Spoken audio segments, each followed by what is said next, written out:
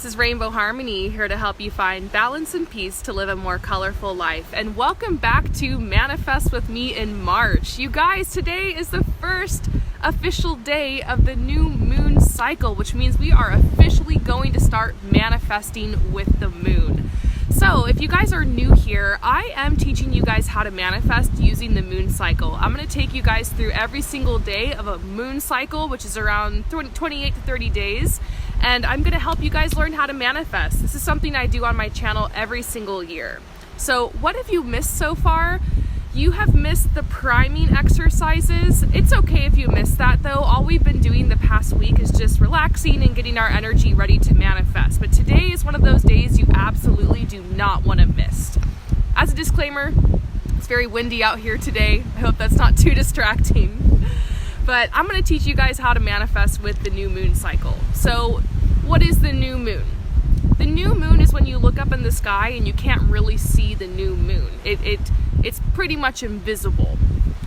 And over the next couple of days, the moon is stationed in this new moon cycle. So it is the beginning of a new cycle.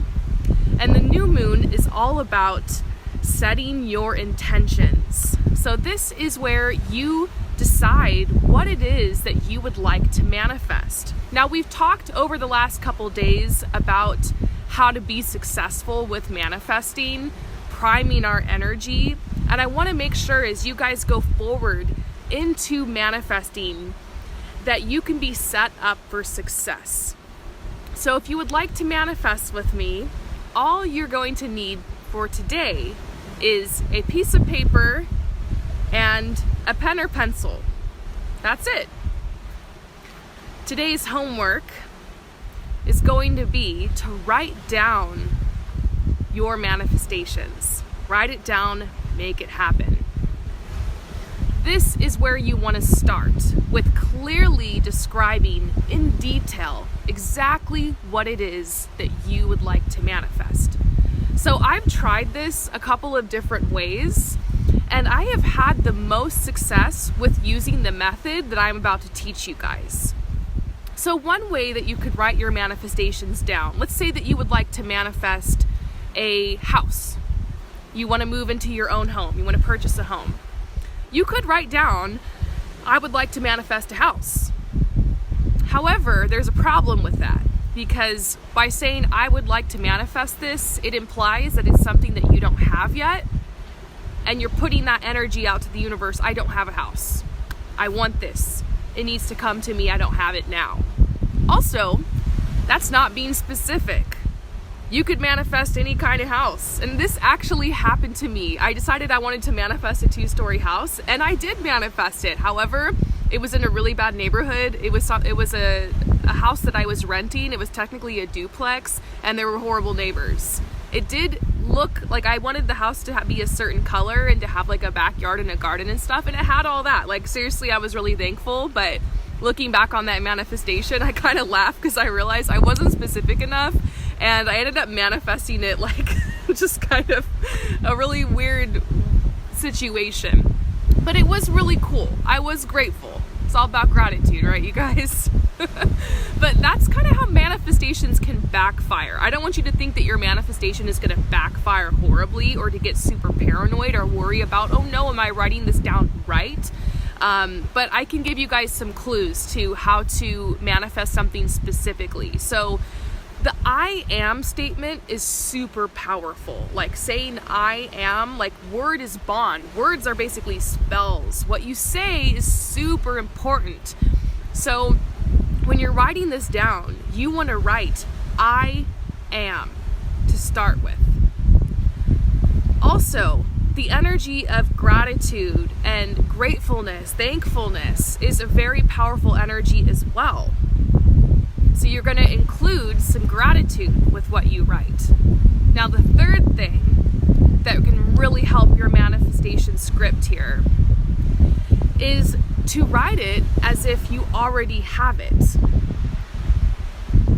So, for an example, another way to reframe that I would like to manifest a house would be, I am so thankful that I have manifested my dream home. Or maybe I'm so thankful to be living in my dream home. And then from there, you want to go on to describe it. So I'm so thankful that I'm living in my dream home. It has a beautiful garden. It's 2 stories. Each room is set aside for my artwork. I have 1 room for my artwork. I have rooms for the children. I have, etc. Like what you want the kitchen to look like down to the littlest detail. Now, you don't need to get so carried away to where you're writing 3 pages just for one manifestation, but a couple of descriptive sentences.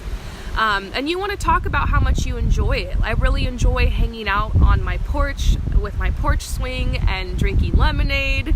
And I love to smell the fragrance of the rose bushes. If you can engage your senses, like what you smell, what you hear, what you feel, what it looks like when you're writing out your script, then that is going to be powerful. So here is an example of I'd like to manifest a house. And then here is an example of a whole script using the I am statement, using gratitude, writing as if it's already happened and you already have it, and then engaging your senses.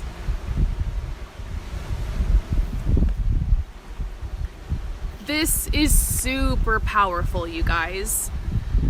This is a very powerful way to manifest. Now, just doing this step, is that going to be enough for you to manifest this house or whatever it is you want? Not necessarily. Follow along. That's why we're following the whole moon cycle, because there's a lot of different points that go into play here. This is just the first step. So I want you guys to take the next 2 days to work on this. So there's going to be no video tomorrow.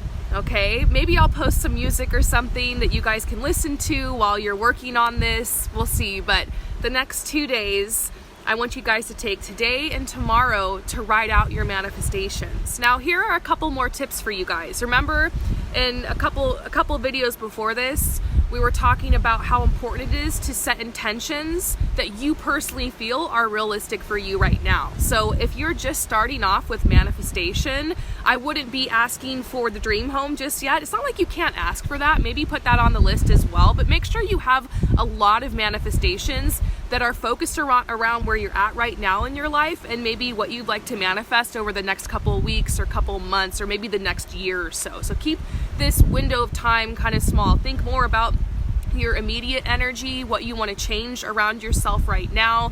Maybe make this time frame about a year or so in the future. That would be my biggest advice to you. For my manifestations personally, I'm going to be looking into like manifesting the experience I want to have this summer.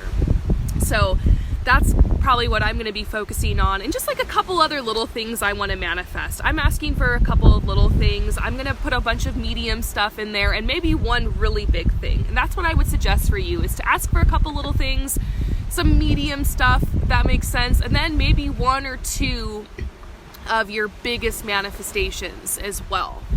And be really careful about writing time frame manifestations. Like we talked about this a couple videos ago, but if you need to make rent and you're going to use Manifest with Me and Marcia to help you make rent or pay a bill or something, I mean, there's a due date on that. So naturally, you're probably manifesting with the time frame. But everything else, when you're writing out your description, I wouldn't write within 2 years I'd like to live in my dream home. I would just leave it open, and if you're just starting with manifesting, this is really important to leave it open and to let go of time frames. That's a really important part of manifestation, to have trust, because you want to have trust, you want to have faith that this is actually going to come in your life. So when you set rules and you set restrictions and you box your manifestations in, it can mess with things. Because let's say that you have a manifestation that 3 weeks from now you want something to happen and then it doesn't happen. Well, that makes you lose faith in your ability to manifest. And so it's kind of like shooting yourself in the foot.